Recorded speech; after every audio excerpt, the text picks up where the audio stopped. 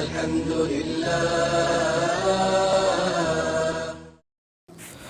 بسم اللہ الرحمن الرحیم نحمدہ ونصلی ونسلم علی رسول الکریم اما بعد. دنیا کا کوئی کام بھی ہم کرتے ہیں تو اسے سیکھ کر کرتے ہیں. اسی طرح روزہ جو ایک اہم عبادت ہے، ہمیں اس کے مسائل بھی سیکھنے چاہیے. یہاں ہم صرف اہم مسائل بیان کریں گے. ان کے علاوہ اگر کوئی مسئلہ پیش آ جائے تو کسی قریبی دارالفتہ سے رجوع کر کے معلوم کر لیا جائے. روزے کا ایک اہم مسئلہ یہ ہے کہ روزہ کن لوگوں پر فرض ہے. تو اس کا آسان سا جواب یہ ہے کہ روزہ ہر عاقل بالغ مسلمان مرد اور عورت پر فرض ہے. اب بعض مسائل کا تعلق اعذار اور مجبوریوں سے ہے، یعنی کس قسم کے عذر اور مجبوری روزہ نہ رکھنے یا رکھ لیا تو توڑنے کی اجازت ہے. یہ مجبوریاں بھی کئی طرح کی ہوتی ہیں جو بیان کی جاتی ہیں، لیکن پہلے ایک وضاحت ضروری ہے، وہ یہ کہ جتنے بھی اعذار بیان کیے جائیں گے ان میں صرف قضا لازم ہوگی، کفارہ لازم نہ ہوگا. اب ہم آتے ہیں اعذار اور مجبوری کی طرف. پہلی مجبوری کیا ہے؟ وہ یہ کہ بیماری کی وجہ سے روزے کی طاقت نہ ہو یا بیماری بڑھنے کا شدید خطرہ ہو تو روزہ نہ رکھنا جائز ہے، لیکن رمضان کے بعد اس کی قضا لازم ہے.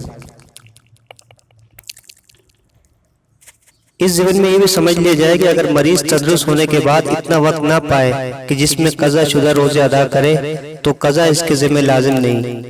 بیماری سے تندرست ہونے کے بعد جتنے دن ملے اتنے ہی کی قضا لازم ہوگی.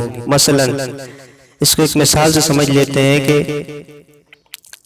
کسی مریض کا اسی بیماری میں انتقال ہو گیا تو قضا لازم نہیں ہے، اور اگر ایک دو دن تندرست رہنے کے بعد انتقال ہوا تو ان دونوں یعنی جتنے دن تندرست رہا ہو، 2 دن 3 دن، ان دنوں کی قضا لازم ہوگی.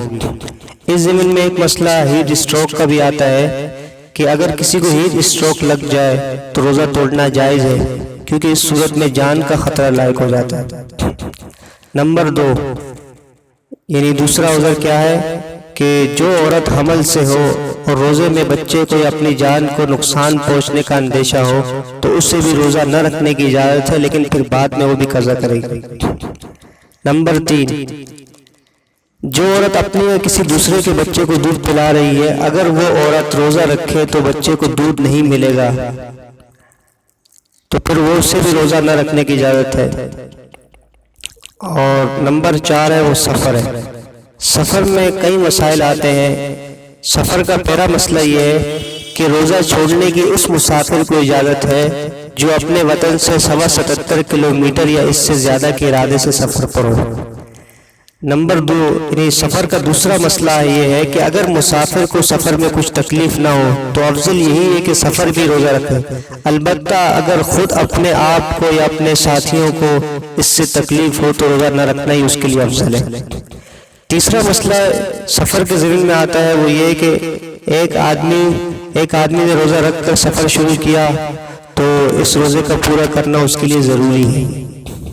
چوتھا مسئلہ سفر کے ذہن میں آتا ہے کہ اگر مسافر کچھ کھا پی لینے کے بعد سفر سے واپس وطن آ گیا، یعنی کیا اگر مسافر کچھ کھانے پینے کے بعد سفر سے واپس وطن آ گیا تو باقی دن کھانے پینے سے رکے رہنا اس کے لیے ضروری ہے. اگرچہ یہ دن روزے میں شمار نہ ہوگا، بعد میں اس دن کی قضا کرنی ہوگی، لیکن رمضان کے احترام میں اس کے لیے کھانے پینے سے رکے رہنا ضروری ہے. پانچواں مسئلہ سفر کے ذہن میں یہ آتا ہے کہ ایک آدمی کا سفر ختم ہو گیا. کیا مسئلہ آتا ہے کہ ایک آدمی کا سفر ختم ہوا اور ابھی تک اس نے کچھ کھایا پیا نہیں تھا کہ وطن میں ایسے وقت میں واپس آ گیا جبکہ روزے کی نیت ہو سکتی ہو، یعنی زوال جو آج کل ہمارے گھڑیوں میں ٹائم لکھا ہو تو زوال کا اس سے 1.5 گھنٹہ پہلے آ گیا تو اس پر لازم ہے کہ روزے کی نیت کر لے. چھٹا مسئلہ اس زمین میں آتا ہے کہ اگر مسافر سفر سے لوٹنے کے بعد اتنا وقت نہ پائے کہ جس میں قضا شدہ روزے ادا کرے تو قضا اس کے ذمہ لازم نہیں. سفر سے لوٹنے کے بعد جتنے دن ملے اتنے ہی دن کی قضا لازم ہوگی. اس کو مثال سے سمجھا جا سکتا ہے کہ مثلا سفر میں کسی کا انتقال ہو گیا تو پھر اس کے ذمہ قضا روزے لازم نہ ہوں گے، اور اگر سفر سے واپسی پر مثلا 2 دن زندہ رہا تو انہی 2 دن کی قضا اس کے ذمہ لازم ہے. پھر اگر اس نے وصیت کی ہے تو ورثہ 1/3 مال سے اس وصیت پر عمل کریں گے. اگر وصیت نہیں کی تو پھر بھی ورثہ باہمی رضامندی سے اس کا فدیہ دے سکتے ہیں. تو آزار کی بات چل رہی تھی۔ پانچواں عذر ہے کسی کو قتل، عضو کے ضائع کرنے یا سخت مار پیٹ کی دھمکی دے کر روزہ توڑنے پر مجبور کیا جائے تو اس کے لیے روزہ توڑنا جائز ہے، لیکن بعد میں قضا ضروری ہے۔ اور چھٹا عذر ہے عورت کے لیے مخصوص ایام میں اور بچے کی پیدائش کے بعد جو خون آتا ہے اس دوران میں روزہ نہ رکھنا جائز ہے، یعنی اس کے لیے اس میں روزہ رکھنا جائز نہیں ہے، بعد میں اس کی قضا کرے گی۔ یہ بھی یاد رہے کہ بیمار، مسافر، عذر والی عورت جن کی رمضان میں روزہ نہ رکھنا اور کھانا پینا جائز ہے، ان کو بھی لازم ہے کہ رمضان کا احترام کرے اور سب کے سامنے کھاتے پیتے نہ پھرے۔ اور ساتواں عذر ہے وہ ہے بے ہوشی، وہ عذر ہے جس کی وجہ سے روزہ توڑ دینا یا روزہ نہ رکھنا جائز ہے۔ مذکورہ عذر وہ ہیں جو کبھی نہ کبھی ختم ہو جاتے ہیں، لیکن وہ عذر جو کبھی ختم ہونے کا نام نہ لے اور صحت کی کوئی امید ہی نہ رہے اس کا حکم الگ ہے۔ اور وہ یہ کہ جس بیماری سے کوئی صحت کی امید نہ رہے اور آخری دم تک روزہ رکھنے سے بالکل مایوسی ہو جائے، چھوٹے اور ٹھنڈے دنوں میں بھی روزہ رکھنے کی طاقت نہ رہے، تو وہ ہر روزے کے عوض فدیہ ادا کرے۔ اگر زندگی میں فدیہ ادا نہ کر سکے تو اس کی وصیت کرنا فرض ہے۔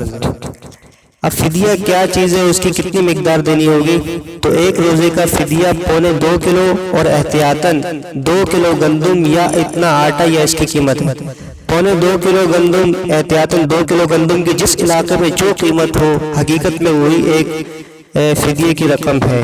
سہولت کے لیے علماء کرام اس کی ایک خاص رقم طے فرما دیتے ہیں، جس سال جو فدیہ دینا چاہے وہ علماء کرام سے رجوع کر کے رقم معلوم کر لے، اس کے مطابق فدیہ دیا کرے۔ یہ بھی یاد رکھے کہ فدیہ محتاج کو دینے سے ادا ہوتا ہے۔ فدیہ ادا کر دینے کے بعد پوری زندگی میں کسی بھی وقت روزہ رکھنے کی طاقت آ گئی تو فدیہ ختم ہو جائے گا، یعنی فدیہ کا حکم ختم ہو جائے گا اور قضا لازم ہوگی۔ وآخر دعوانا الحمدللہ رب العالمین۔